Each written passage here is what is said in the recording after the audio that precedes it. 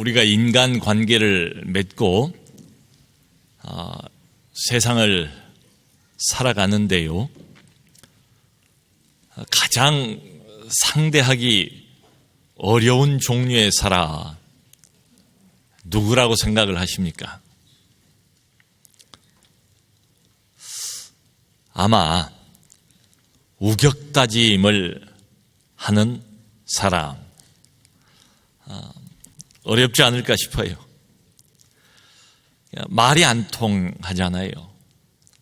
대화가 아예 안 되지 않습니까?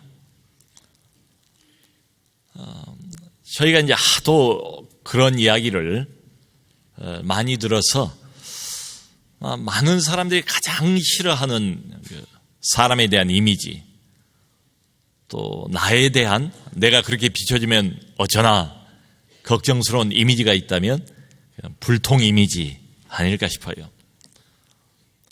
그 대학에서 강의를 하는 어떤 교수님이 그런 말씀을 하시더라고요. 요즘 학생들은 예전하고 다르대요. 일방적으로 주입식 강의하는 것 좋아하지 않는데요. 어떤 스타일의 강의가 가장 각광을 받는가? 여러분, 그 젊은 남자 개그맨 중에 김재동이라는 친구가 있습니다. 그 김재동식 토크쇼, 그런 식의 강의를 대단히 좋아하고 그게 인기짱이래요. 시대가 이렇게 달라졌습니다. 소통을 원하는 거지요. 협상의 기술이라는 게 뭐 다른 것도 있습니까? 서로 조금씩 주고받고 양보하면서 상대방의 입장을 이해해줘야 이게 협상이 가능한 것 아니에요. 자유무역협정인 그 FTA도 국가 간의 협상이지만 줄 걸 주고 얻을 걸 얻고 그래야 소통이 돼야 이게 타결이 되는 것 아니겠습니까? 그런데 전혀 소통이 안 되는 사람들이 우리 주변에 있습니다. 왜 그럴까요? 좋게 생각하면 신념을 가지고 있기 때문에 그래요. 자신의 어떤 철학이 있어요. 바꿀 수 없지요. 이미 확고부동하게 정해져 있는 가치관을 결코 양보할 수가 없잖아요. 좋아요. 그런데 가만히 살펴보면 많은 경우에 그 신념이나 확고부동한 자기 철학이라는 것이 사실은 실제로는 선입견입니다. 그냥 오해예요. 잘못 알고 있을 뿐이에요. 그냥 한 면만을 보고 우물 안에 개구리처럼 거기 갇혀있는 이런 경우들이 대단히 많습니다. 저는 오늘 최고재판회의에 높은 단상에 앉아있는 이 사내들인 공의회 의원들, 이 멤버들, 이 사람들 대부분이 다 이러지 않는가 싶어요. 저 단상 아래에 지금 베드로와 요한 두 사람을 세워놓고 날카롭게 눈빛을 번뜩이면서 지금 신문을 하고 있지 않습니까? 근데 여기 말씀 13절을 보면 이 사람들이 한 가지를 알아챘어요. 담대하게 말하는 것을 보면서 이상하다.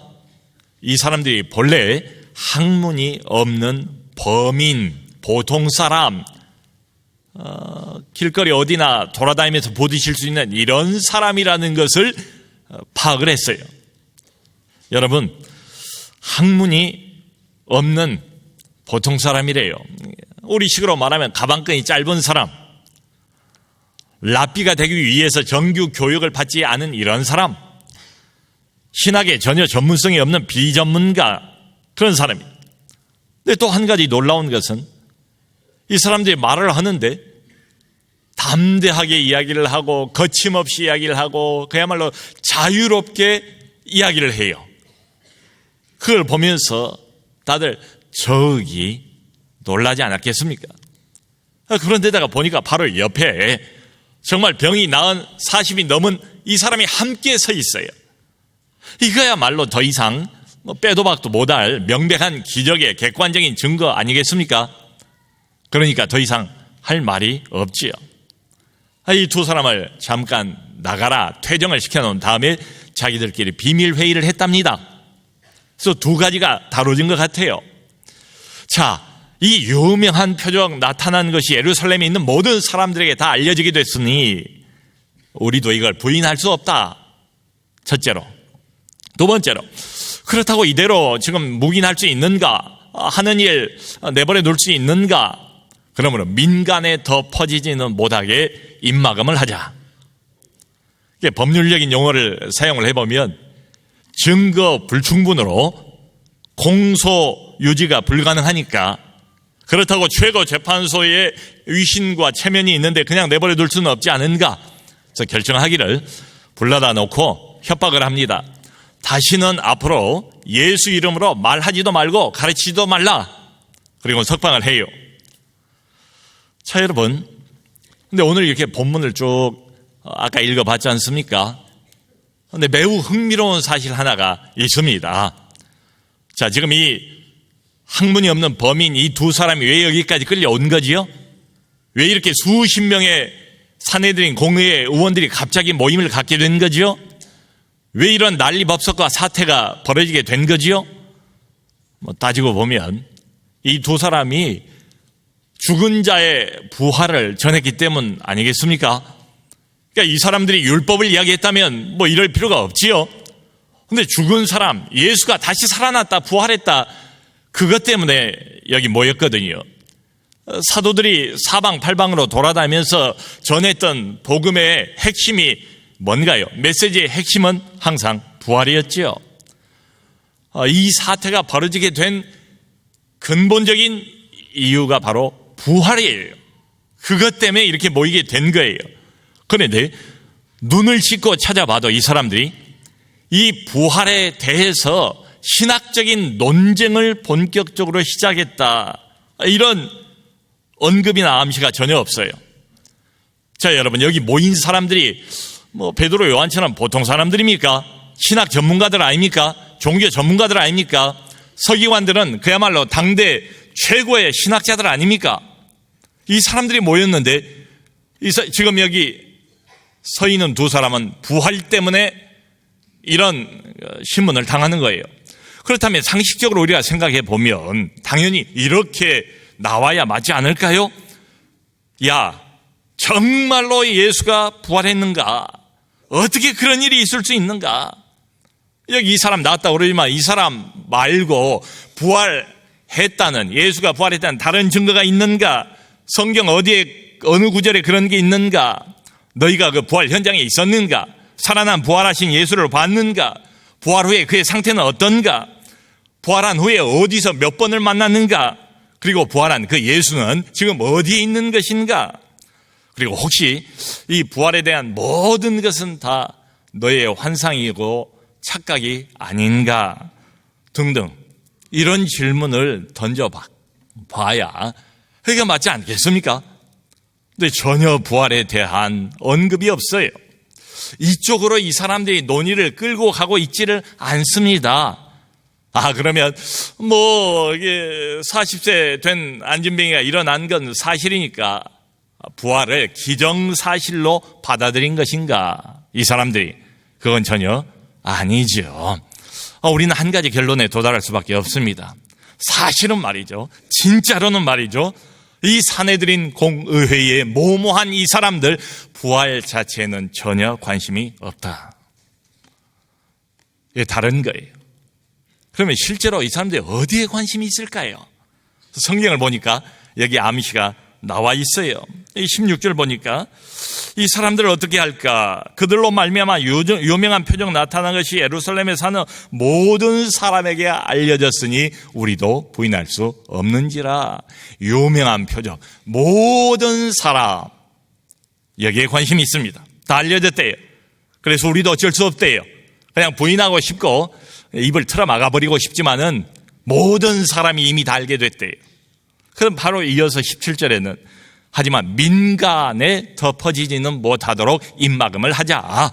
민간, 일반 대중, 많은 사람들 모여있는 군중, 여론, 집단, 여기에 이 독버섯 같은 부활 이 소식이 퍼지지는 않도록 우리가 막자. 민가 관심이 많습니다. 여기 21절에 이렇게 되어 있습니다. 관리들이 백성들 때문에 그들을 어떻게 처벌할지 방법을 찾지 못하고 다시 위협하여 놓아주었으니 이는 모든 사람이 그 된 일을 보고 하나님께 영광을 돌림이라. 역시 모든 사람, 백성들 때문에. 여러분, 지금 이 종교 권력자들이 어디에 관심을 가지고 있습니까? 백성들의 동향, 사람들의 반응, 흔히 말하는 민심이 어떻게 돌아가고 있는가, 일반 대중이 여기에 대해서 어떤 생각들을 가지고 있는가, 이게 초미의 관심사예요. 며칠 전이 김인현 3월 1일 독립만세를 불렀던 3.1절 아니었습니까? 여러분, 예를 들어서 그때 당시에도 친일파가 있지 않았습니까? 친일파는 어디에 관심이 있었을까요? 저는 그 사람들이라고 해서 일본의 번영에 진짜 관심이 있었다고 생각이 안 돼요. 조선의 독립에 관심이 있었던 것도 아니에요. 그 사람들의 오직 한 가지 관심은 기득권이죠.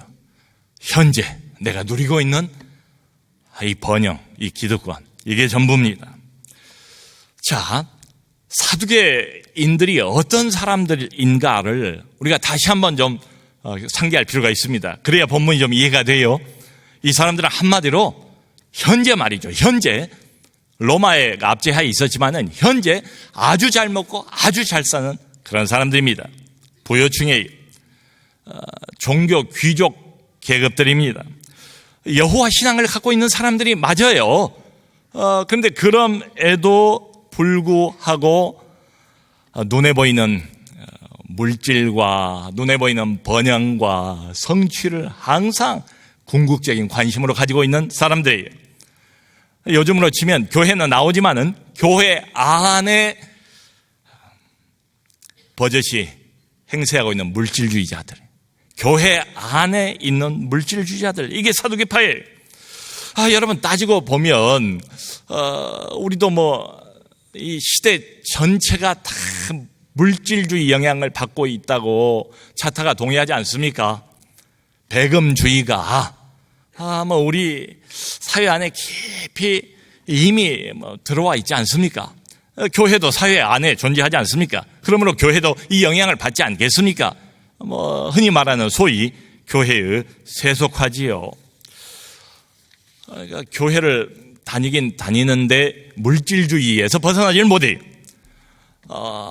정기적으로 예배도 참석을 하는데 눈에 보이는 이 현세가 전부인 이런 마음가짐 말이에요. 이런 것들이 어떻게 표현되는가?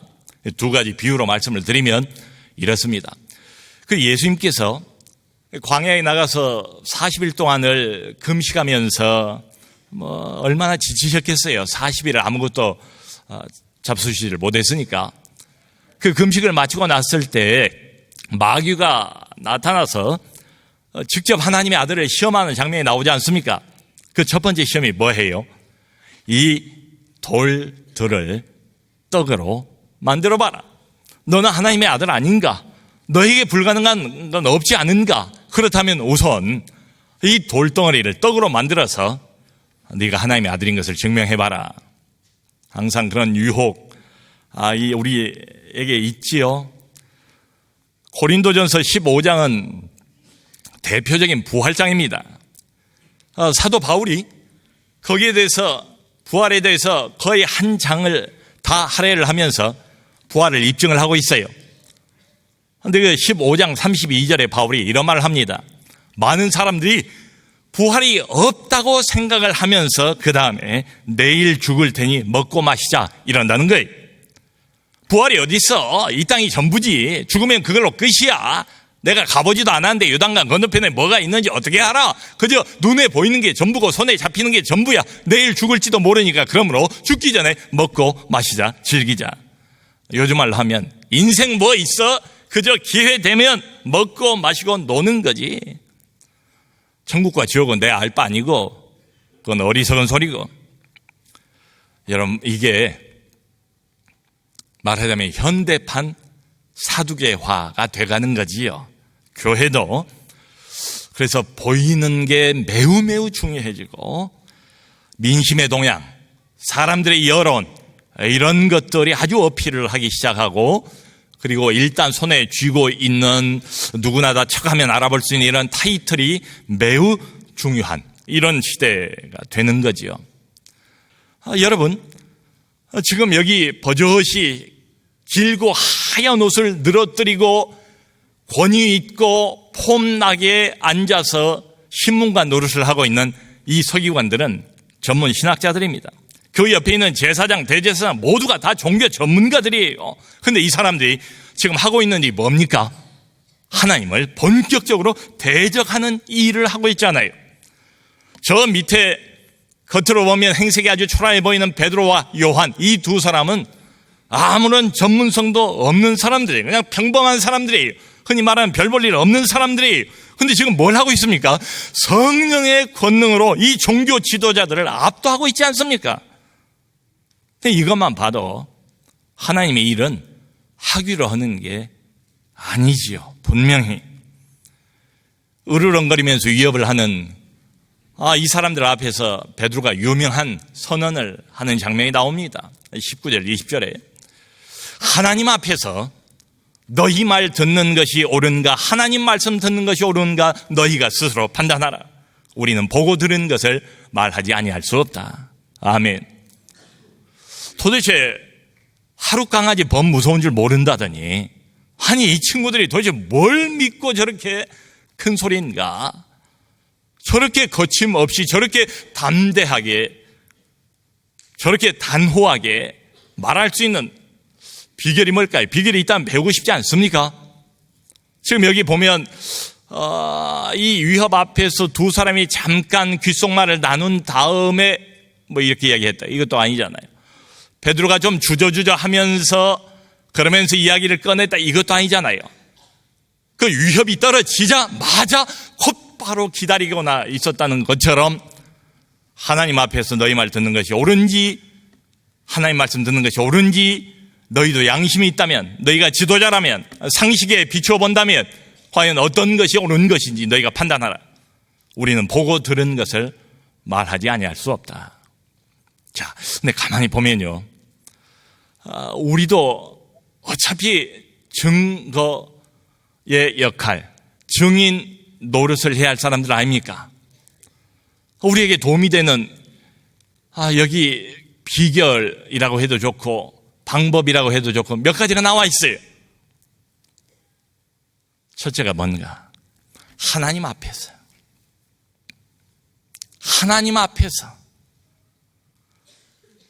이게 대단히 중요합니다.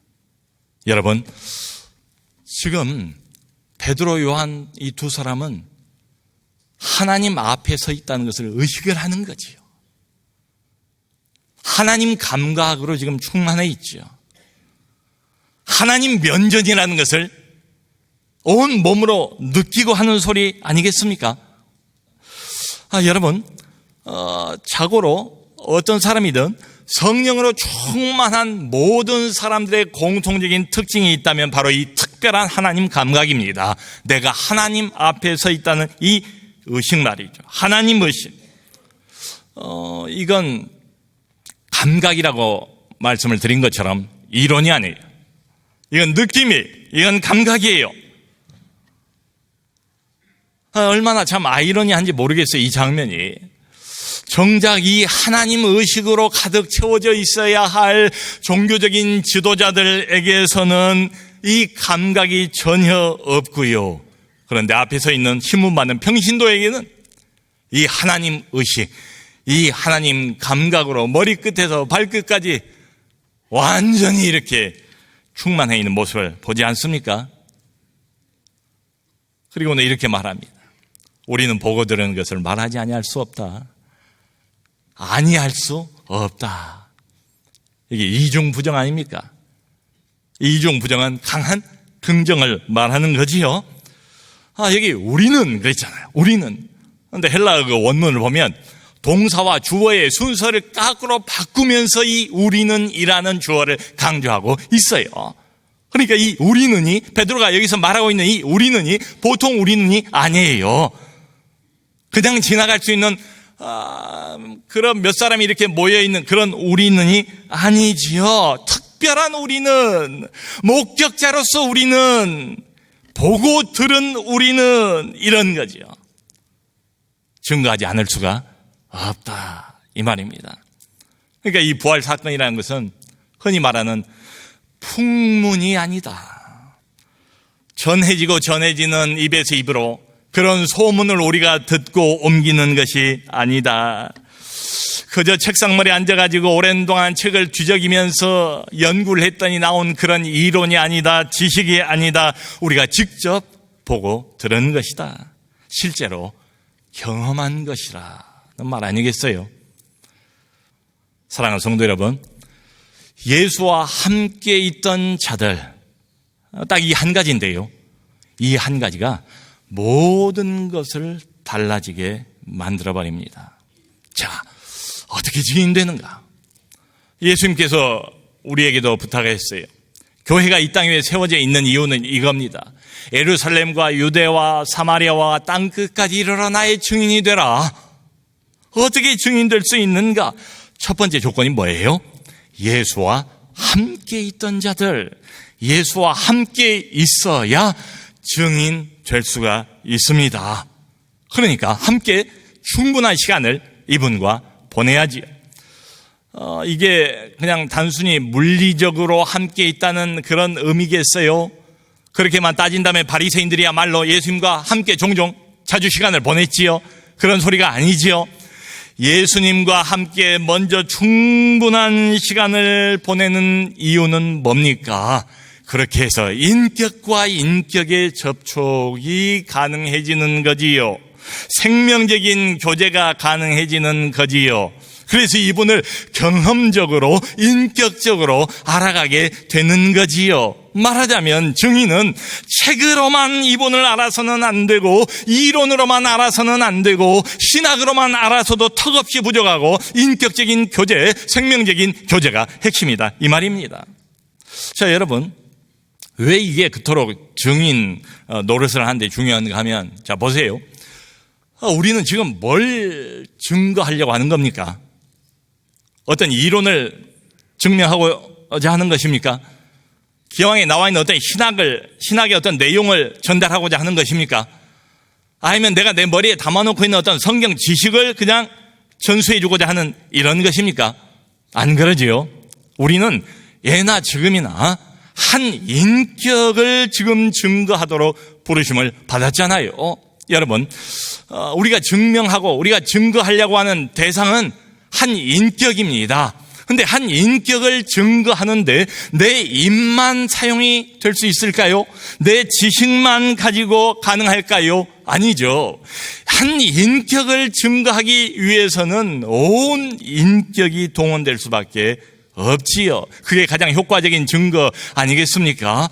내 입술과 내 가슴과 내 손발과 머리끝에서 발끝까지 나의 모든 인격이 총동원되어서 살아있는 부활하신 이분, 이 인격을 증거하는 것. 여러분, 이게 복음 증거의 핵심입니다. 이게 바로 설교예요. 그러면 우리가 전달한 진리는 이론적인 지식을 전달하는 것이 아니고요, 머리에서 머리로 전달하는 게 아니고요, 심장에서 심장으로 전달하고 가슴에서 가슴으로 전달하고 온 인격을 통로로 삼아서 인격적인 진리를 다른 인격에게 전달하는 것, 이게 교회의 증거인 줄로 믿습니다. 여러분, 솔로몬 행각에서 설교를 하는데 그 기적에 온 시선을 집중하고 있는 청중들의 시선을 당장에 베드로가 예수 그리스도에게 돌리잖아요. 하나님에게 돌리잖아요. 그러니까 사도행전의 초점이 기적이 아닌 건 분명해요. 부활하신 예수 그리스도가 맞아요. 자, 그런데 또 하나, 그렇다고 해서 기적이 없는가? 지금도 부활하신 그리스도가 살아 계신 걸 믿는다면 이분이 원할 때는 언제든지 기상천외한 기적이 우리 눈앞에서 벌어질 수 있는 줄로 믿습니다. 지금도 언제 이런 기적을 벌려주실지 모르겠어요. 근데 우리는 통로예요. 통로를 사용하세요. 우리는 증거자들이에요. 그러니까 우리가 언제든 주님께서 편하게 쓰실 수 있도록 준비가 되어 있어야 한다는 건 사실 아니겠습니까? 어떤 준비요? 아까 그랬잖아요. 주님과 함께 있던 자들이라. 주님과 함께 있는 이런 은혜. 호람되어 하나님 의식으로 하나님 앞에 내가 서 있다는 그 하나님 감각으로 가득 채워져 있는 이런 준비, 그리고 성령으로 충만한 이런 증거자들이 다 되시기를 바랍니다. 주님께서 기회를 주실 겁니다. 준비가 되어 있으면 나를 쓰고자 하실 때, 기회가 올 때마다 내 입술을 벌려서 부활하신 예수 그리스도 이론이 더 이상 아니고 내가 보고 들은, 내가 경험한 부활하신 예수를 입으로 증거하시고, 그리고 나아가 기적으로 증거하는 우리 모두가 되기를 주님의 이름으로 축원합니다.